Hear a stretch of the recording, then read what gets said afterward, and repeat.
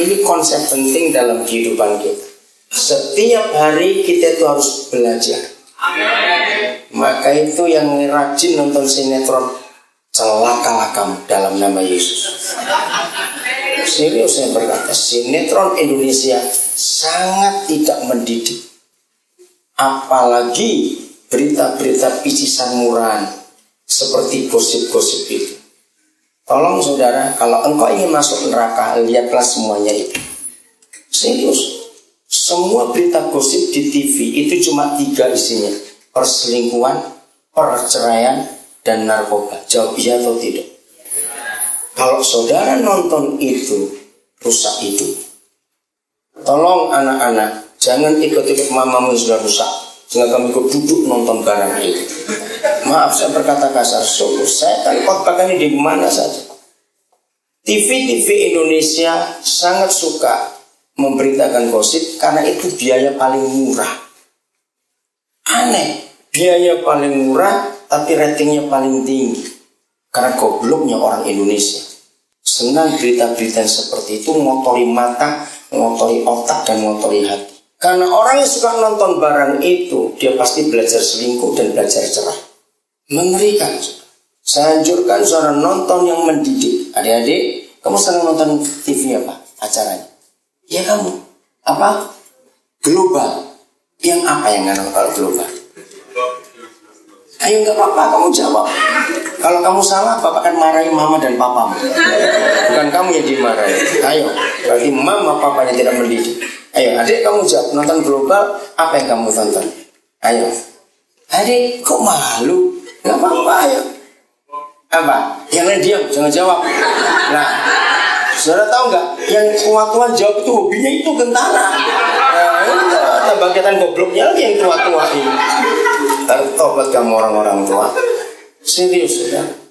Setiap waktu yang Tuhan sediakan buat kita untuk kita belajar. Dengar ya. Setiap waktu dan setiap kesempatan yang Bapa di surga berikan buat kita untuk belajar, itu nggak akan kembali lagi waktu itu. Jawab iya atau tidak? Nah, berapa jam yang saudara pakai untuk belajar sesuatu? Kata belajar sesuatu itu nggak harus lewat buku. Saya ulangi, kata belajar sesuatu itu nggak harus lewat buku, saudara. Belajar sesuatu itu lewat apa saja? Katakan apa? Lewat apa saja? Nah, waktu demi waktu yang Papa berikan buat kita, itu nggak bisa kembali lagi. Belajar untuk menghargai waktu betul-betul. Karena waktu itu nggak bisa kembali lagi. Yang di otaknya, yang di benaknya, termasuk orang tua, selalu berpikiran uang. Untuk sukses harus ada uang. Hapus pikiran itu. Itu suatu kejahatan. Baca kisah-kisah orang hebat di dunia. Baca. Ternyata terbukti, maka itu tolong orang tua. Kalau punya uang, belikan anak-anak saudara sejak kecil itu buku-buku biografi. Saya ulangi, orang tua harus membelikan anak-anaknya buku. Mulai dari bayi, saya mengajar di mana-mana. Begitu bayi saudara sudah boleh bisa belikan buku yang bergambar.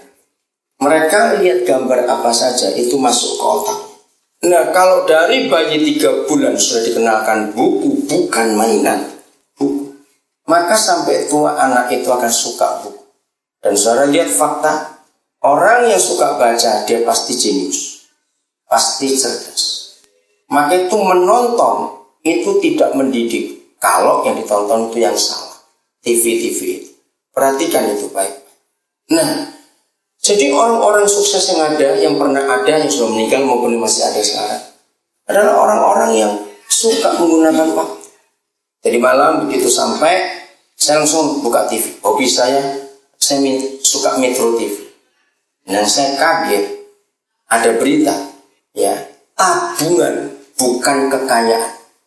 Ya, tabungan Google, tahu Google ya? Itu 415 triliun rupiah. Sampai saya kaget. Saya bicara pada anak saya, lo lihat tuh Google aja, tabungannya itu bukan keuntungan kekayaan, 415 triliun. Dengarkan, waktu Google didirikan itu tanggal 7 September tahun 1998. Masih lama atau sudah lama atau masih baru? baru 98. Didirikan oleh 2 orang anak muda, yang satu umur 23, yang satu umur 24, di garasi tempat mereka kos. Nah, 2 anak muda ini tidak mau menyia-nyiakan waktu hidupnya. Mereka itu mikir bagaimana caranya ya kita bisa menolong orang untuk menemukan sesuatu dengan cepat. Sebelum ada Google, orang itu kalau cari sesuatu repot, mesti ke perpustakaan, mesti cari buku. Terus jurnal itu, boy, ada berapa ratus juta item yang dijual jurnal. Itu kalau orang mau cari itu bertahun-tahun. Nah, 2 orang anak muda namanya Larry Page dengan Sergey Brin itu mikir bagaimana dunia supaya nggak kesulitan. Apa yang kita harus buat? Bagaimana menemukan sebuah mesin penemu, istilah mereka ya, untuk cari apa-apa dengan cepat. Nah, mereka menemukan ide itu. Sebetulnya Google itu nggak ada arti apa-apa. Sekarang Google jadi sebuah nama yang sangat hebat dan belum ada yang bisa menyaingi. Modalnya yang mereka pakai waktu itu hampir $900. Kalau dirupiahkan sekarang dolar kira 9.000, jadi itu nggak sampai 1 juta rupiah. Hanya 800 sekian ribu rupiah. Ayo, walaupun itu tahun 98, uang segitu besar atau kecil? Kecil. Maka itu adik-adik, engkau yang sadar orang tuamu miskin gak mampu, jangan putus asa, katakan. Engkau tetap bisa berkarya untuk buat sesuatu. Nah, itu sebabnya tolong orang tua rajin biasakan anak-anak dibelikan buku. Sejak tahun 79 saya sudah punya konsep ini. Memberi hadiah orang ulang tahun, bayi lahir, orang pindah rumah, orang menikah. Jangan belikan barang lain kecuali buku. Catat, tolong Pak Gembala didik jemaat ini untuk betul-betul rajin membaca buku. Buku apa saja, itu akan menolong kita, buku pengetahuan tentunya. Membuat kita jadi lebih hebat lagi. Maaf, sudah 15 tahun ini saya tidak pernah baca buku rohani sama sekali. Bacaan saya adalah buku-buku pengetahuan, teknik, ekonomi, apa saja. Untuk apa saya baca itu? Ada 2. Saya ingin membuktikan Alkitab itu benar. 2, saya ingin menambah wawasan saya. Jadi membaca itu penting. Mulai hari ini, jangan belikan apa-apa uangmu. Adik, kamu minta mama papa baca beli buku ya? Janji ya? Semua buku. Baca. Lewat Rozana. Ya udah, saya ya udah. Terus gimana? Nggak mungkin berhenti ini. Nah ya terus gimana? Ya nggak apa-apa nanti biar habis. Nggak mungkin suruh berhenti saya ngomong jadi apalagi di sini. Ya kamu nggak mau dari pagi tadi berapa? Ya udah suruh. Sampai mana mereka? Jadi perhatikan saudara, buku itu penting, waktu itu penting. Ya, kekayaan yang Tuhan sediakan buat semua orang di dunia itu bukan uang, tapi waktu. Modal hidup bagi semua orang itu sama, waktu juga. Jadi harus serius. Anak-anak muda khususnya dengan waktu itu harus serius. Dengar ya, catat kalimat ini kalau perlu tulis anak-anak, tulis di dinding kamarmu. Orang yang selalu menyia-nyiakan waktu, dia akan jadi miskin sampai mati. Ulangi kata-kata ini. Orang yang menyia-nyiakan waktu akan miskin sampai mati. 1, 2, 3. Orang yang menyia-nyiakan waktu. Tolong Pak ikut bicara juga Pak. Semua saya minta, gak ada diam. Saya akan lihat mulut saudara. Maaf ya, saya kalau ngajar serius, saya gak mau main-main. Kalau saudara gak mau dengar, pulang. Saya hanya mau mengajar orang yang mau diajar. Maaf, saya tegas. Ulangi. 1, 2, 3. Orang yang menyia-nyiakan waktu akan miskin sampai mati. Jadi bukan modal uang. Yang pertama saudara miliki adalah waktu. Sebab Tuhan memberikan waktu yang sama untuk semua orang, baik orang jahat maupun orang benar. Saudara bayangkan kalau penjahat-penjahat itu bisa menggunakan waktu dan berhasil dalam kejahatannya. Ngerti gak kalimat ini? Saya ulangi.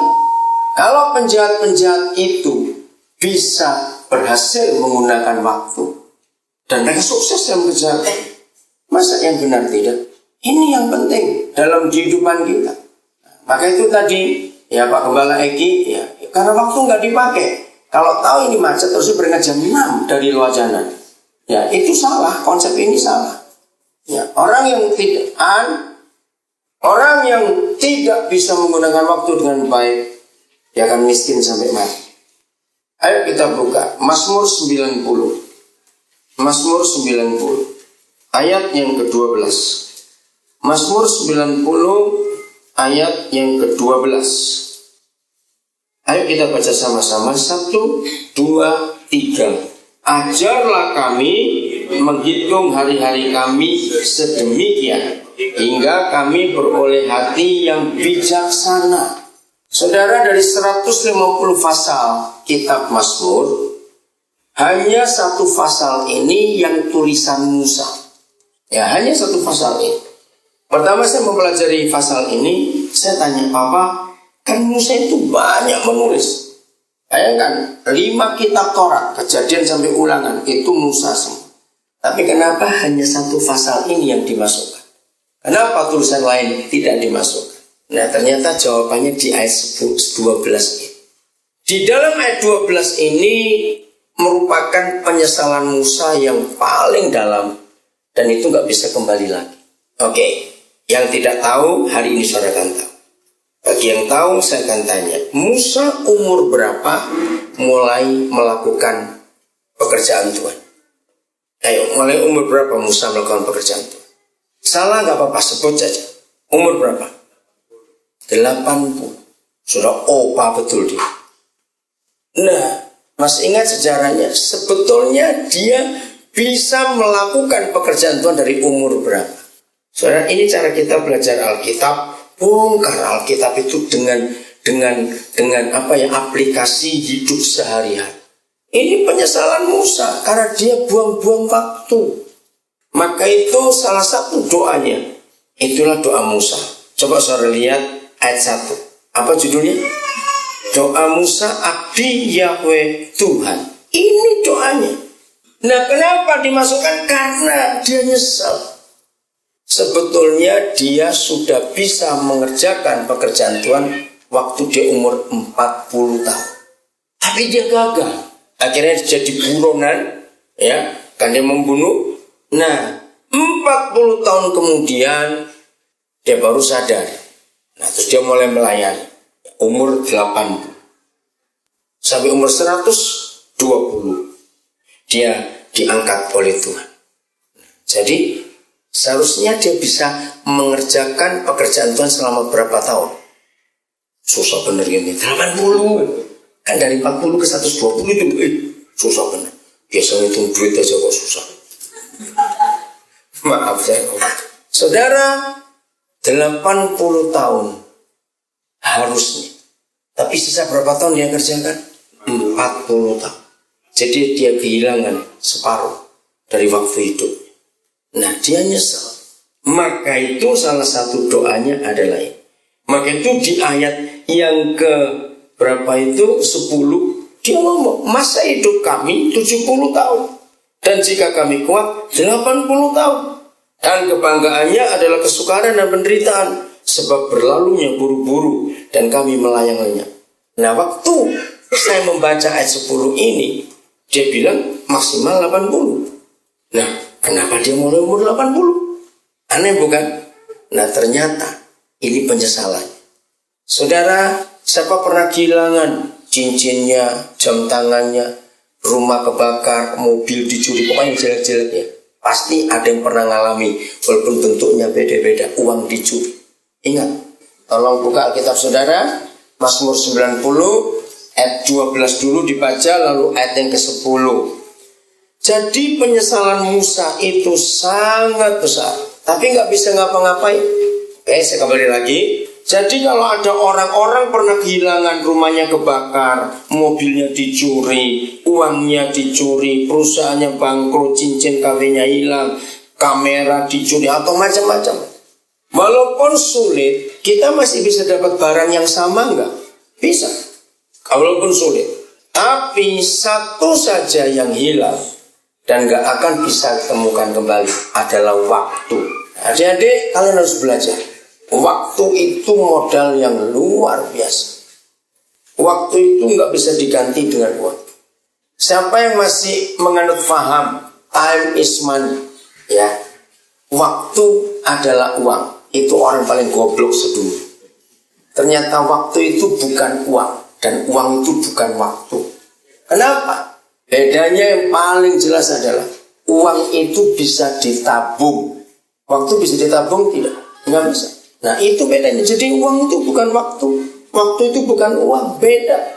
Jadi yang masih pakai faham time is money, hari ini hancurkan faham itu. Ternyata salah. Tuhan tidak pernah mengizinkan orang bisa menabung waktu. Nah memang nggak bisa. Jadi misalnya tadi pagi ada satu kejadian, berita. Maka itu pertama kali saya menikah, istri saya bingung lihat cara saya. Saya itu sering dengar berita. Saya nggak mau terlambat. Saya usahakan sedapat mungkin. Kalau terlambat ya sudah. Mau bagaimana lagi? Saya sayang sekali. Dan istri saya sangat tahu itu. Saya selalu punya perasaan, aduh, kalau saya lewat, oh terima kasih. Kalau waktu itu lewat, saya nggak bisa kembali lagi. Jadi perhatikan hidup ini. 40 tahun Musa gagal. 40 tahun kemudian dia baru menyelesaikan. Ternyata kesempatannya cuma 40 tahun. Oke, kembali ke ayat 12 ya. Ajarilah kami menghitung hari-hari kami sedemikian. Kenapa Musa mengatakan kata sedemikian? Memang sulit. Untuk dihitung dengan tepat itu sulit. Tolong ya orang-orang tua yang punya anak-anak, ajari mereka untuk menghargai waktu. Kalian boleh main-main ya, anak-anak boleh main. Tapi ingat jam, kalau jam belajar baik. Pokoknya begini, kalau orang tua bisa menyadarkan pentingnya waktu buat anak-anak sejak mereka masih kecil, percayalah, walaupun seorang gak bisa ninggalin warisan uang, anak atau apa, warisan menghargai waktu itu kekayaan yang luar biasa. Katakan amin orang tua. Seringkali orang tua sudah miskin, cuma merenung saja. Jangan. Didik anak-anak untuk menghargai waktu. Beri mereka perhatian. Kalau jam main, main. Harus tahu. Setelah itu kamu belajar. Yang terlambat tadi, saya ulangi dikit. Beri anak-anak buku. Kalau nggak bisa beli satu buku, misalnya 5 keluarga, patungan. Beli satu buku, suruh gantian anak-anak 5 keluarga ini baca. Itu penting. Kalau dari kecil orang tua mewariskan betapa berharganya waktu buat anak-anaknya, maka saudara akan jadi orang yang sukses. Karena anak-anak saudara yang kau wariskan waktu, bukan uang. Justru sejarah mencatat orang tua yang mewariskan uang pada anak-anak, ternyata anak-anak jadi jahat dan rusak hidup. Dan lebih baik wariskan waktu. Ya, penting sekali. Dorong anak-anak untuk memiliki cita-cita yang benar dalam hidup. Ya. Nah, mengapa Musa menggunakan kata ajarilah kami menghitung hari-hari kami sedemikian? Karena memang sulit untuk dikatakan dengan sebuah kata atau kalimat itu sulit. Nah, begini caranya kita menghitung. Ya, coba. Siapa bisa memberikan sebuah angka dalam rupiah? Kira-kira 1 hari Tuhan itu mengeluarkan biaya berapa besar untuk membuat kita hidup. Dan ini banyak orang tidak tahu, saudara. Bahwa hidup ini nggak gratis. Tuhan yang bayar, saudara. Saya ulangi lagi. Hidup ini tidak gratis. Tuhan yang bayar, betul tidak? Kalau saya tanya iya atau tidak? Nah, maka itu hargai. Ayo sekarang hitung-hitungan. Memang nggak ada orang bisa menghitung dengan detail. Kamu masih punya tulisan di BB itu yang harga oksigen itu yang kamu pernah kirim? Masih ada nggak? Kamu nggak pernah kirim toh? Ya, ada yang punya nggak itu dah? Untuk tahu berapa biaya yang Tuhan keluarkan untuk membiayai kita. Caranya paling gampang, hitung siapa yang pernah punya teman atau punya keluarga yang sakit dan harus pakai oksigen. Masih ingat nggak bayarnya berapa? Nah, kalau Tuhan ngitung seperti rumah sakit ngitung untuk nafas kita, nggak usah malas. Satu tarikan 1 rupiah, sanggup bayar nggak? Masa 1 rupiah nggak sanggup? Mahal 1 rupiah itu. Ya kalau sekali. Ayolah, 1 hari itu berapa tarikan? Ya gitu. Terus umur kita berapa? Ngerti nggak cara ngitung? Oke. Terus waktu kita makan, waktu kita minum, oh ada oke. Oh, siapa punya ini? Katanya nggak ada. Saya baca ya, dengar. Pernahkah kita menanyakan harga oksigen di sebuah penyaluran gas oksigen atau nitrogen? Jika belum tahu, ini hitungannya. Kurang lebih 1 kilo itu 25.000. Pernahkah kita menanyakan harga nitrogen di penyalurnya? Jika belum tahu, kurang lebih 1 kilo 9.950 rupiah. Oke, lagi lebih 10.000, cuma 50 rupiah aja kok. Tahukah kita dalam sehari manusia menghirup setara 2.880 kilo oksigen, dan nitrogen itu 11.376 kilo sehari 24 jam. Jika harus dihargai dengan rupiah, maka biaya oksigen dan nitrogen yang kita hirup akan mencapai setara dengan 170 juta rupiah sehari. Nah, yang belum pernah tahu uang segitu, pinjam uang orang 170 juta, berikan kerupuk semua. Nah, itu baru melihat, wih, seberapa besar uang 170 juta itu. Bahkan kan tidak semua orang pernah tahu duit sebanyak itu, bukan? Oke. Jika kita hitung kebutuhan sehari 170 juta, maka sebulan kira-kira kita harus bayar 5,1 miliar rupiah sebulan. Mampu bayar? Orang yang paling kaya sekalipun di dunia tidak akan sanggup melunasi biaya bernafas selama hidupnya.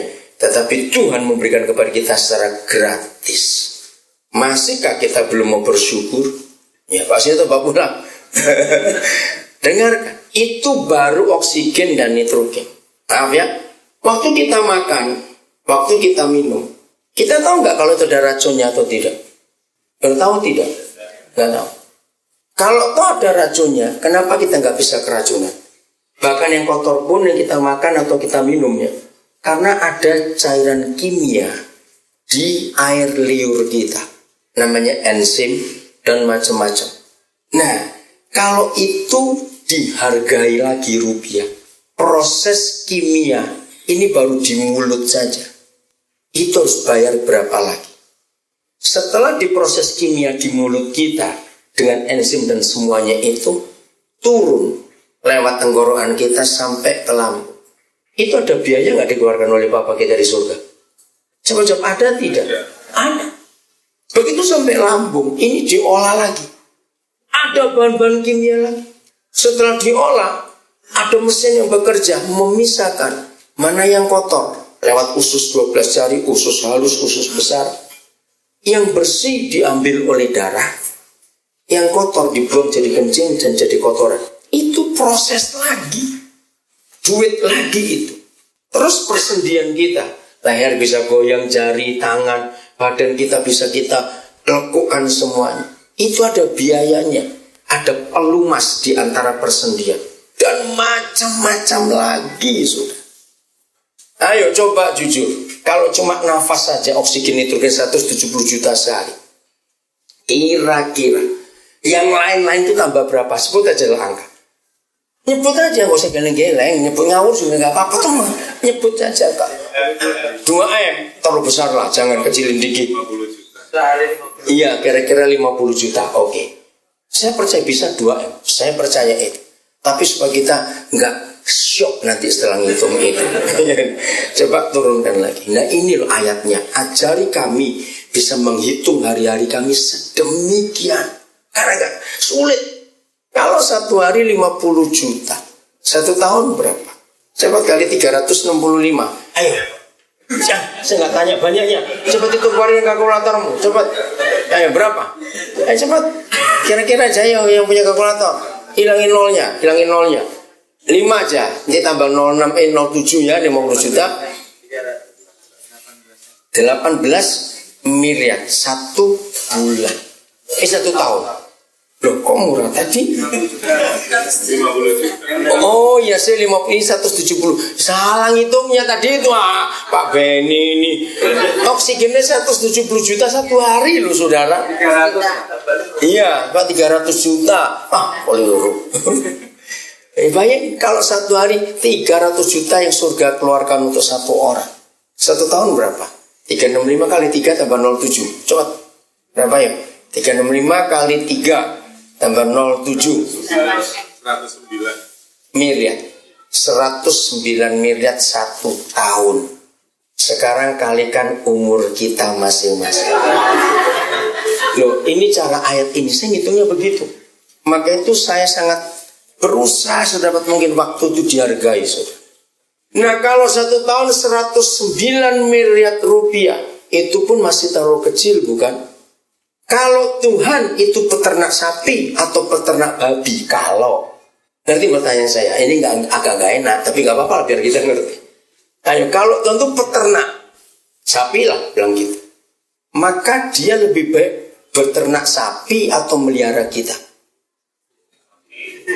Loh, saya tanya serius sih, jangan tersinggung. Betul? Sampai tai-tai sapi aja ada harganya. Ususnya, kulitnya ada harganya. Lah usus kita, tai kita siapa yang harganya? Maaf, jangan tersinggung saya ngomong ini. Itu cara saya gitu.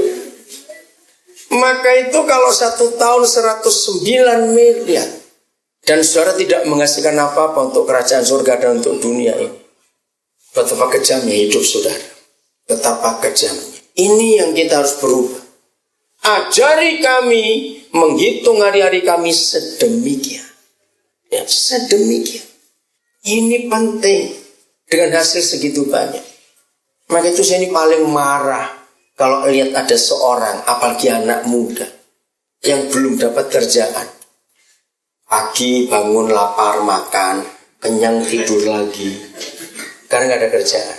Siang lapar bangun lagi, makan lagi, tidur lagi, tunggu sore lapar bangun, terus dia jalan-jalan. Lebih baik mati orang kayak begitu. Daripada bikin penuh dunia dengan ngabisin beras. Aduh, lo betul tidak, mati saja. Maaf ya saya ngomongnya kasar. Hasilkan sesuatu dalam hidup. Adik-adik ngerti kamu ya? Awas kamu. Nah, inilah kecelakaan yang paling fatal dalam hidup kita. Kapan kita hidup ini berguna buat orang lain? Tadi malam dalam perjalanan dari Bontang, belum keluar Bontang, masih dalam kota, tiba-tiba saya dapat SMS yang aneh. Pak, tolong, ada orang yang sudah 2 hari nggak makan di Amerika. Kan saya bingung. Nah, terus saya SMS, saya telepon, orang ini nggak mau ngangkat. Nah, saya bingung. Ya udah, saya langsung telepon ke Amerika. Enggak dijawab. Sampai 2:30 tadi pagi, kami belum tidur, saya dengan anak saya masih cerita-cerita. Terakhir 2:30 nggak diangkat juga. Tadi pagi begitu bangun, saya langsung telepon. Oh, bapak yang telepon saya 33 kali. Wih, kamu hitung. Iya pak, ada di sini. Nah, kenapa kamu nggak balas? Jadi saya telepon dia 33 kali.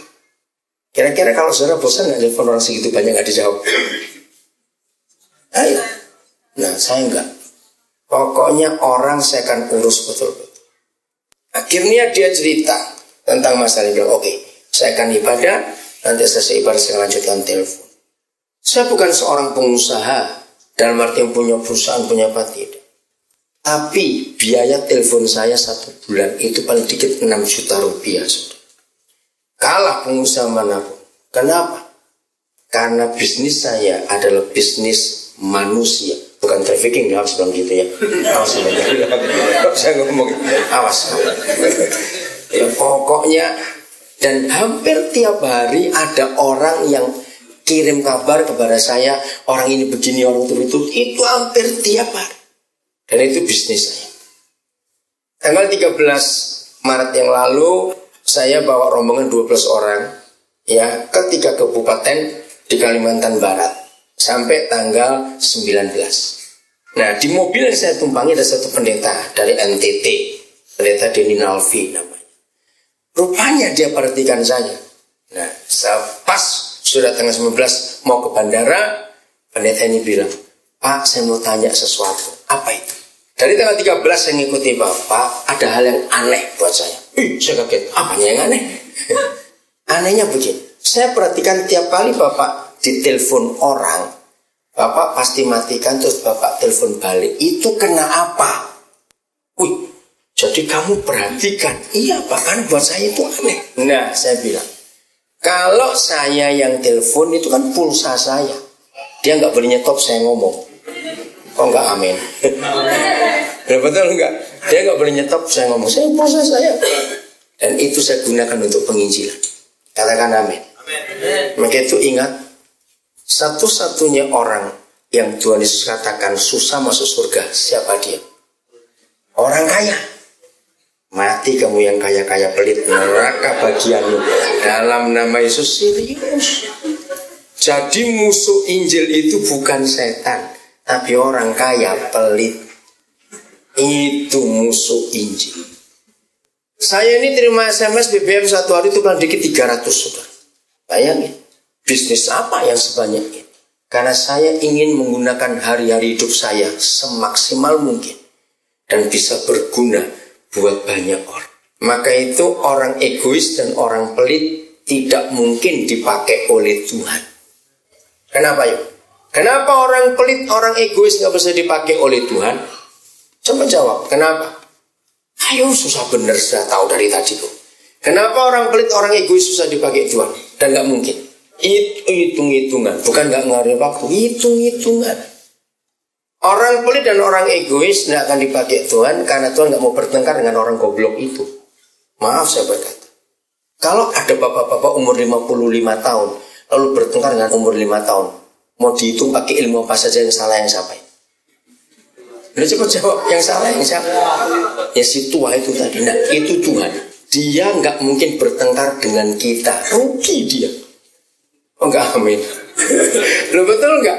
Ngapain bertengkar dengan kita? Manusia bodoh jadi bertengkar. Nah maka itu orang pelit, orang egois enggak akan bisa dipakai Tuhan.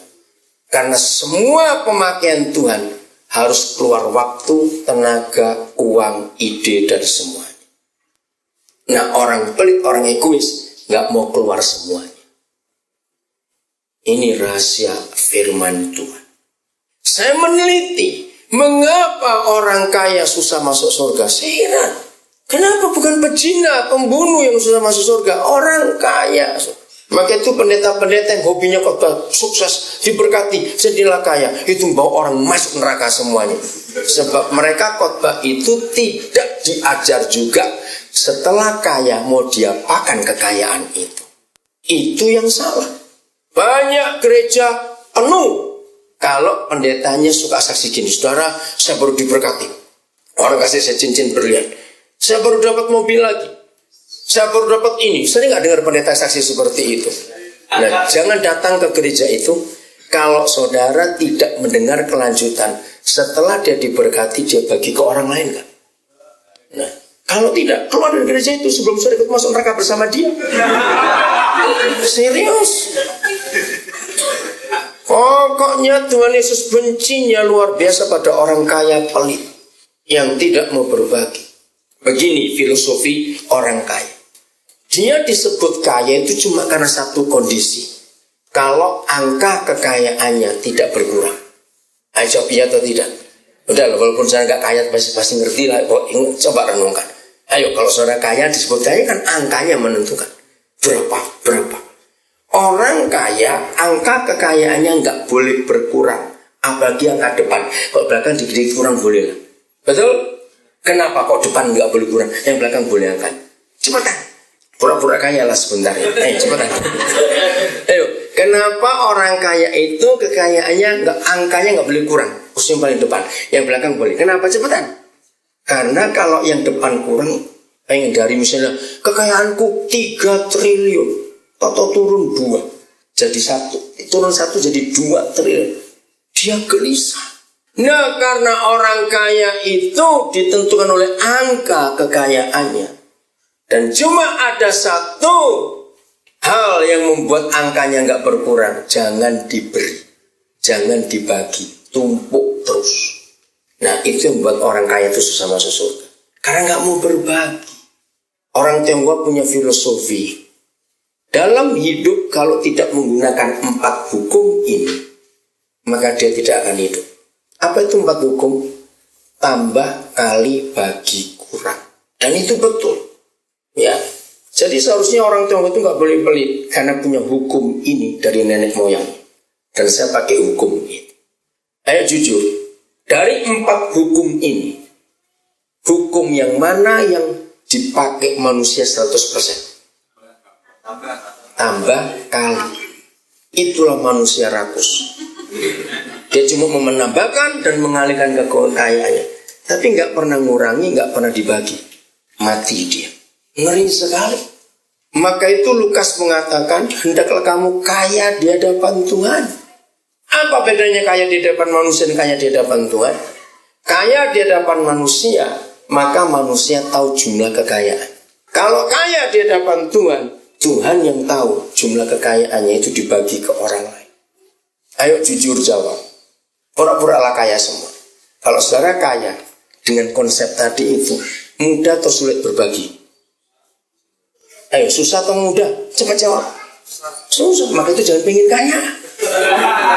Cepat-cepat masuk surga. Awas yang punya duit banyak, hati-hati. Dan hebatnya papa kita. Ya, siapa pernah lihat Markus berapa itu ya? Yang persembahan orang kaya orang miskin itu. Markus pokoknya cari aja nanti ya. Tolong saya carikan saya ayatnya. Nggak sebut. Tolong cari Markus. Kalau kita baca ayat itu, sepertinya Tuhan Yesus nggak ngerti matematika. Betul dia. Karena orang tahu yang orang kaya ini memberi persembahan banyak. Banyak bagaimana nggak perlu dihitung. Ingat zaman dulu belum ada uang kertas. Semuanya pakai koin, logam. Tahu nggak kalau orang itu memberi banyak dan sedikit? Tahu dari apanya? Suaranya. Nggak, ketika orang kaya ini, ayo coba peragakan. Kalau ada orang kaya ngasih uang logam semua, bunyinya kayak apa? Kan, kurojok gitu loh. Salah itu. Kurojok, uang semua. Terus ada orang miskin, bunyinya klitik. Nah, masih ingat kepada siapa Tuhan Yesus berkata memberi paling banyak? Nah, kan aneh. Ayo kalau kita pakai logika orang sekarang, Yesus ini bodoh, betul soal itu uang aja nggak bisa. Kan begitu pendapat. Ternyata bukan begitu. Dengarkan. Konsep pelajaran persembahan dari Tuhan Yesus adalah yang kita beri itu bukan Tuhan yang menghitung, tapi bendahara gereja. Siapa bendahara sih? Yang Tuhan hitung, yang masih dibangun masing-masing, mati kamu. Itu arti ayat. Jadi berapa ratus juta pun, cuma tanya selama kamu jadi bendahara di gereja ini, berapa persembahan yang paling besar yang pernah kamu hitung dari seorang selama di sini? Yang kaya-kaya pasti mendretik, saya bilang begitu, ketahuan dan gemetar. Berapa? Apa saja, mau perpuluhan mau apa yang paling gede angkanya. Yang pernah, berapa tahun kamu jadi bendahara? Berapa tahun? Baru. Yang lama yang mana? Yang belum Edi nggak ada. Siapa? Oke, ya belum Ed. Ingat, yang paling banyak satu orang, pokoknya persembahan tabung untuk apa saja? Berapa jumlah paling besar? Ada 1 juta? Nggak ada apa? Coba paling besar berapa? 10 juta. Oke, dengan 10 juta di gereja ini. Yang di, mana Gembala Lawakulu? Pak Gembala Lawakulu. Bendaharamu siapa? Ada nggak di sini? Nggak datang. Oke. Kira-kira selama Pak Eki jadi gembala, berapa persembahan jemaat seorang yang paling besar pernah diterima? Ada nggak miliar? Nah, kira-kira saja lah. Sebut. Ada wakil bendahara nggak di sini? Jemaat 20? Ada? Nggak ada juga. Kira-kira berapa? Yang paling besar? Sebut aja lah angka. Cepat. Kira-kira. Kalau di sini 10 juta paling besar, di gerejamu berapa? Berapa? Siapa yang ngomong itu? 20 juta? Mana? Yang ngomong mana? Kamu bukan cuma 30 ikut ngomong. Kira-kira Jaki berapa? Enggak, 1 orang. Persembahan 1 orang paling besar yang pernah diterima. Berapa? 20.000. Tepuk tangan. Hebat itu saudara. 20.000. Oke. Ingat ya. Nah, berapa besar pun persembahan yang kita beri waktu kita ibadah, bukan Tuhan yang menghitung. Bukan itu yang dihitung Tuhan. Itu yang menghitung benar. Yang Tuhan hitung adalah yang masih di bank kita masing-masing. Ayo, amin atau aman? Cepat jawab, amin atau aman? Ayo. Nah, ini masalahnya bukan Tuhan Yesus goblok nggak ngerti duit sehingga ngasih gerojok tadi dibilang sedikit. Saya ketemu Markus berapa? 12 ayat 44. Itu yang pokoknya terakhir lah. Coba bacakan. Kita terjemahan baru dulu bahasa Indonesia. Coba. Terus baru literalnya. Ayo. Ya cepat. Sebab mereka semua. Ya suara cowok kok pelan betul. Kenceng.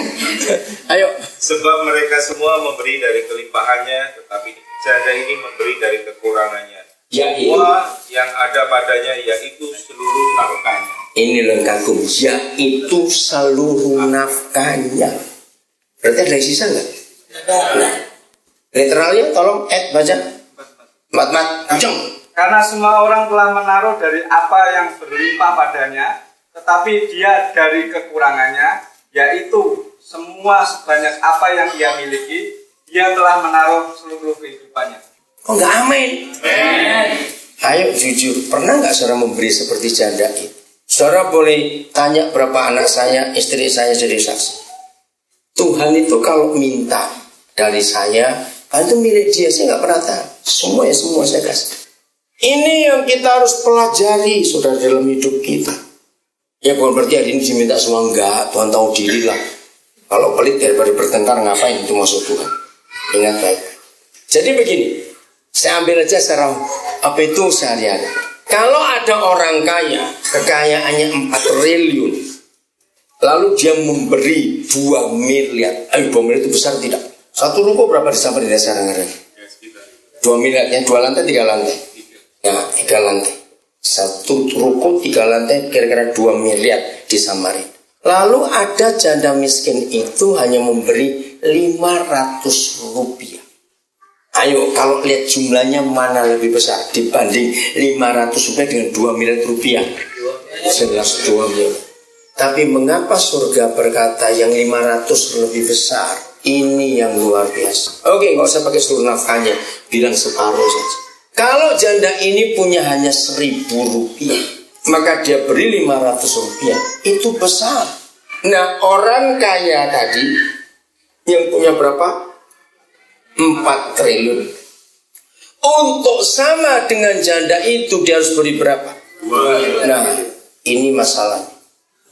Ketika banyak gereja pendetanya tidak jujur, membuat jemaat takut untuk memberi. Mau dibawa kemana uang 2 triliun itu?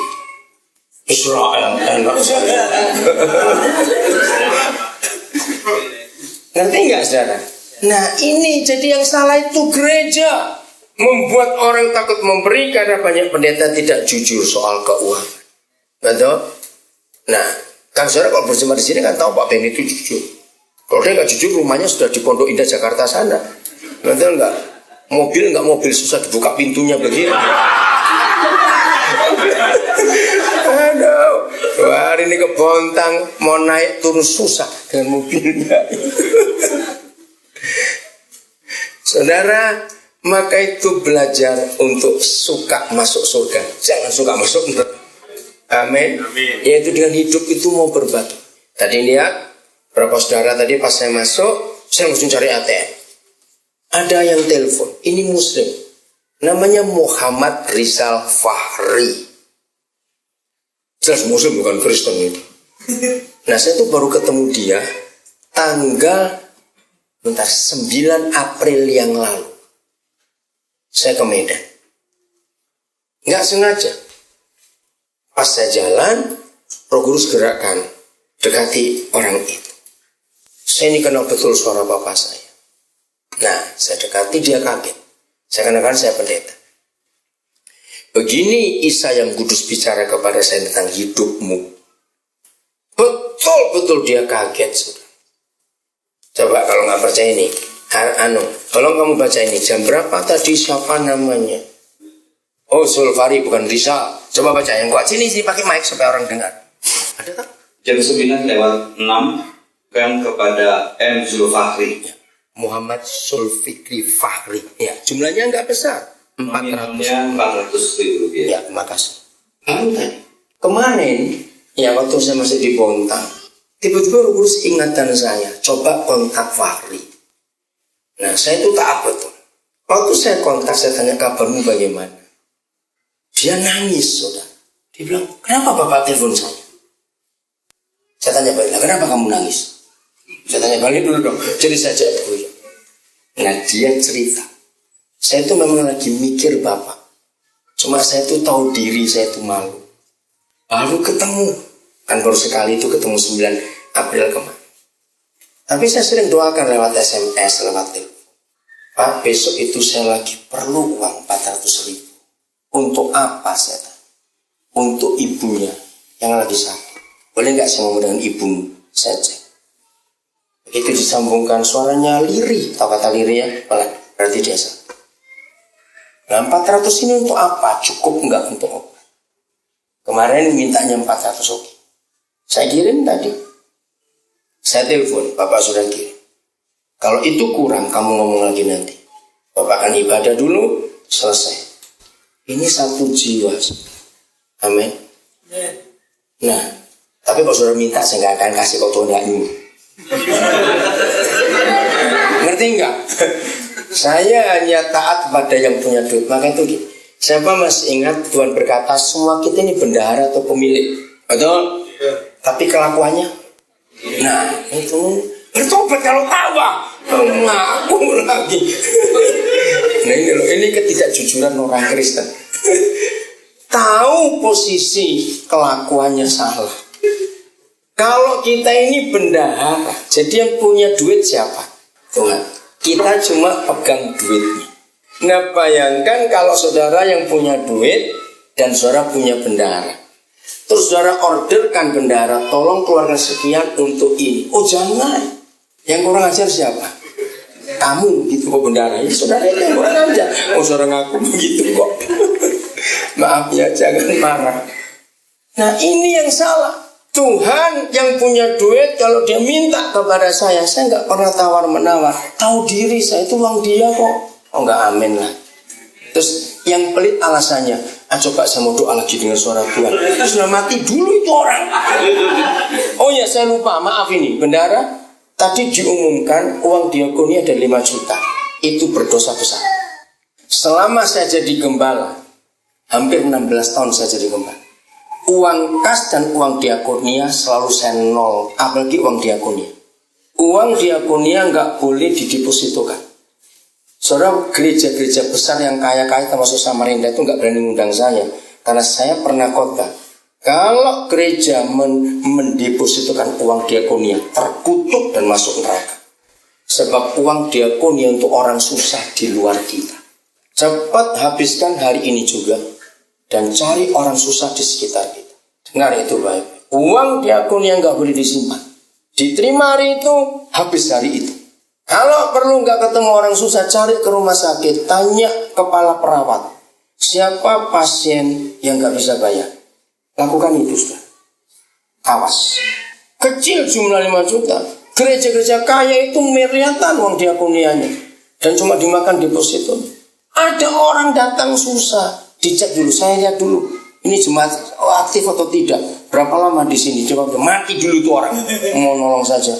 Maka itu mereka marah. Jangan menyimpan uang diakonia, jangan pernah simpan jatah orang susah. Ya, saya punya kalimat kasar untuk orang yang sok rohani tapi pelit. Tapi kok saya selama hidup nggak pernah itu ketemu orang susah, orang perlu.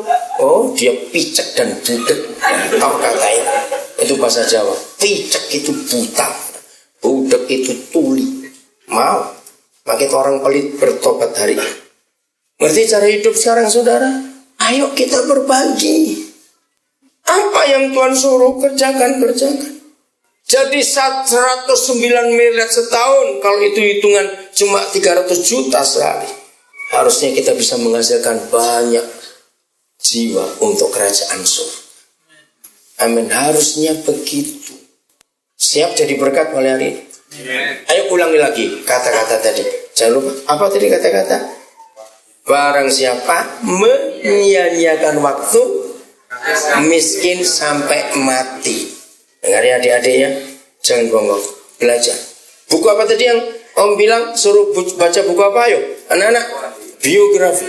Cari orang-orang sukses, termasuk orang-orang gagal. Pelajari itu semua, maka saudara akan jadi hebat sekali. Bagian terakhir, supaya kita makin hebat dalam rencana Tuhan ini, saya ngomong sudah 1 jam 2 menit. Masih banyak lagi bahan yang harus yang saya harus sampaikan. Tapi karena waktu, inilah waktu kita terbatas betul. Saudara boleh maki-maki Tuhan. Pernah nggak ketemu orang maki-maki Tuhan? Pernah ketemu nggak? Ada. Bisa maki-maki waktu? Saya tanya. Sering lihat demo maki-maki presiden, maki-maki wali kota? Bisa. Ayo. Bisa nggak maki-maki waktu? Saya tanya cepat. Manalah pada waktu dia nggak bergeming urusanmu, dia akan bilang begitu. Ngerti kata itu? Waktu itu nggak pernah bisa kompromi, nggak bisa. Semua bisa kompromi, waktu tidak.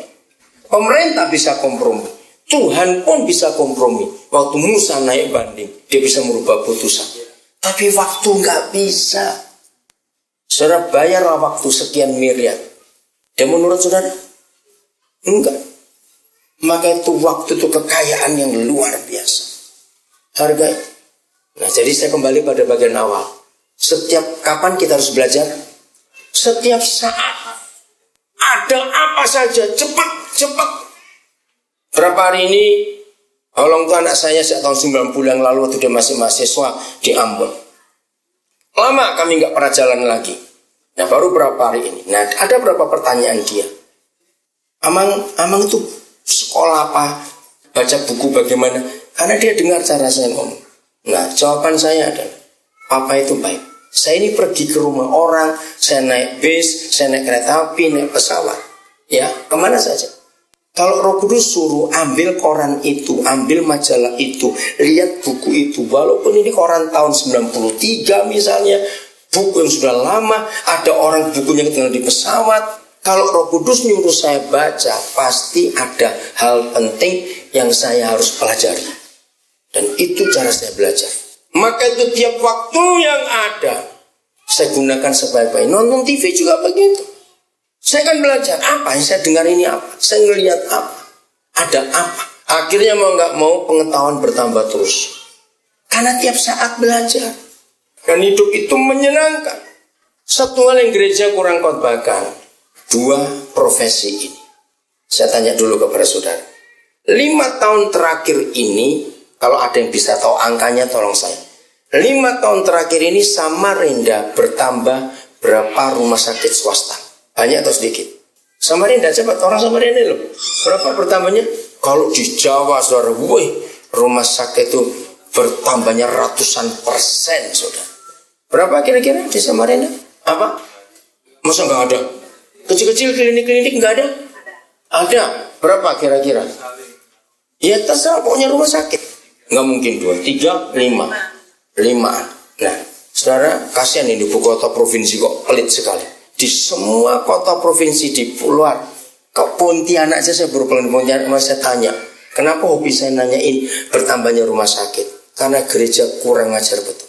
Tolong Pak Gembala, lo aku lu juga, ini sudah akhir tahun ajaran bukan? SMP selesai ujian, SMP ujian. Gini, ketika jumlah rumah sakit bertambah, karena pemerintah tidak mampu buat rumah sakit umum daerah lagi, maka pemerintah mengizinkan swasta untuk bangun rumah sakit. Tapi anak-anak Tuhan yang jadi perawat 0, bukan kurang, kecil sekali. Pernah nggak sadar? Tapi anak-anak pondok pesantren hebat cita-citanya jadi perawat. Saudara. Karena mereka punya misi. Kita yang goblok. Apalagi orang Tionghoa lebih kurang ajar lagi. Di benak orang tua, orang Tionghoa tidak akan mengizinkan anaknya jadi perawat. Itu kejahatan. Tolong orang Tionghoa bertobat. Adik-adik yang sudah lulus SMA, kalau kamu bingung mau ambil apa, masuklah ke perawatan. Katakan amin. Loh, itu gak ada yang amin. Masuk. Itu merawat orang sakit itu pelayanan Tuhan Yesus. Lihat itu Ibu Teresa dari Kalkuta. Betapa hebat itu. Yang kedua, guru. Oke, saya tanya. 5 tahun terakhir Samarinda berapa tambah sekolah? Berapa? Sekolah bertambah berapa? Banyak di Samarinda. Kira-kira aja cepat. Ada berapa? Mana guru Kristen? Mana anak-anak muda mau jadi guru? Maaf, saya marah. Anak-anak muda Kristen maunya Indonesian Idol terus. Betul nggak? Maunya mejeng saja, tampil saja. Berdosa, saudara. Kalau saudara nggak mau jadi berkat buat orang-orang berdosa yang lain. Inilah khotbah gereja yang kurang ajar. Nggak pernah mengotbahkan bagaimana kita jadi berkat ke dunia ini. Hari ini, pikirkan ini. Siap anak-anak muda? Memiliki cita-cita yang besar. Karena dunia memerlukan banyak skill khusus untuk merawat orang. Sungguh sedih kalau melihat kita gereja. Anak-anak muda Islam itu hebat mereka. Temui mereka. Saya belajar dari mereka juga. Ini yang kita perlu pelajari. Yang terakhir saya bocoran kaget. Jawab pertanyaan saya. Fakta. Akhir-akhir ini, saya nggak bicara dulu terlalu jauh. Akhir-akhir ini. Menurut saudara, narkoba dengan Injil mana lebih laku? Narkoba. Jangan bangga. Ini kegagalan gereja. Dalam banyak hal. Pornografi. Mana lebih laku dari Injil? Pornografi. Ternyata semua yang setan kerjakan jauh lebih laku daripada Injil.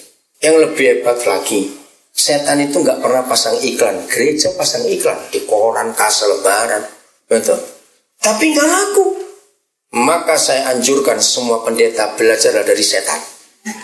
Loh serius? Karena mereka berhasil mencari jiwa daripada gereja. Ini betul tidak, saudara? Kalau gereja nggak bertobat, serius belajar dari setan. Tutup semua sekolah kitab, sekolah teologi. Enggak berhasilkan apa-apa. Begitu yang tahun ini mau sekolah kitab, bertobatkan. Batalkan rencana. Jangan masuk teologi. Serius, saudara. Nggak berguna. Coba, kalau saudara punya ijazah STH. Apa itu STH? Bukan sarjana tinggi hati. Dengan ijazah STH, ngelamarlah jadi satpam. Ditertawakan nggak? HRD-nya kan bingung. Masuk ke BNI pun, STH. Jawab bisa atau tidak? Begitu saudara punya ijazah STH, larinya pasti ke gereja lagi. Itu salah besar. Saudara harus masuk ke dunia, karena Tuhan Yesus maunya kita ke dunia. Untuk jadi berkat. Amin. Nah gitu, ayo ubah konsepnya. Jadi para pendeta ketua sinode belajar dari setan, karena mereka lebih berhasil cari jiwa dari kita. Harus rendah hati kita. Ini radikal saya. Karena saya sedih melihat gereja. Mulai hari ini semua jemaat Kulu ya sungguh-sungguh serius belajar untuk mulai meningkatkan dalam semua konsep hidup. Ayat terakhir kita buka kitab Esra pasal yang keempat. Perjanjian Lama kitab Esra pasal yang keempat. Esra setelah Tawari pasal 3 ayat 7. Lalu mereka memberikan apa? Uang kepada tukang batu, tukang kayu. Sedang kepada orang Sidon dan Tirus mereka memberi makanan, minuman dan minyak, supaya orang-orang itu membawa kayu aras dari Libanon sampai ke laut dekat Yafo, seperti yang telah diizinkan kepada mereka oleh Kores, raja negeri Persia. Maaf yang kemarin siang ikut seminar di Bontang, lanjutkan ini. Yang tidak ikut pun sudah tidak akan bingung, saya mau ngomong ini. Ayat ini ditulis ketika Esra disuruh pulang oleh Raja Kores untuk membangun kembali Yerusalem dan Bait Suci. Nah yang mengagumkan di ayat 7 pasal 3 ini, dengar baik-baik, ini orang-orang kafir, kalau saya pakai istilah Yahudi, yang memberi uang, memberi minyak, makanan, minuman, dan semua untuk pembangunan Bait Suci Yerusalem itu bukan orang Yahudi, saudara. Karena perintah raja, maka penduduk negeri yang kafir itu taat. Jadi ini yang kita pelajari hari ini. Semua uang yang saudara dapat, jangan kau simpan untuk dirimu sendiri. Katakan amin. Belajar untuk berbagi. Kalau saudara belum punya uang, tetap bisa berbagi dengan memberi perhatian. Oh enggak, amin. Beri perhatian pada orang. Karena itu penting. Jadi nggak harus uang. Saya akan akhiri dengan contoh. Suatu hari pendeta Joel Osteen dimarahi oleh salah seorang jemaatnya yang tunawisma. Hari itu Joel Osteen khotbah tentang memberi. Nah, selesai ibadah.